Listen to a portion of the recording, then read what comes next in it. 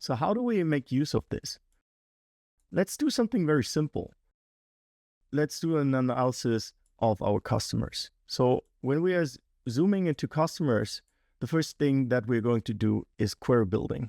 So we take the customer and drag and drop it into the query panel. What is happening in the background is that we're translating your visual query into the code that is necessary for being executed at the graph database. And we also analyze the data that comes back in order to suggest the right visualization for your data analysis. This query contains a single node, no relationship, so that might be a table view. Let's dig into it.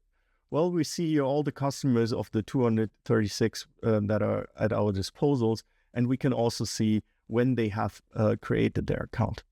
So how do we get back to the attributes? Let's say we wanted to explore the customer names and we have one specific person that we're interested in. So let's put that in over here and search for somebody with the name Graham. We find only Jennifer Graham to match this query. Now let's do something more sophisticated and go for all the customers that have created their account in January 2025.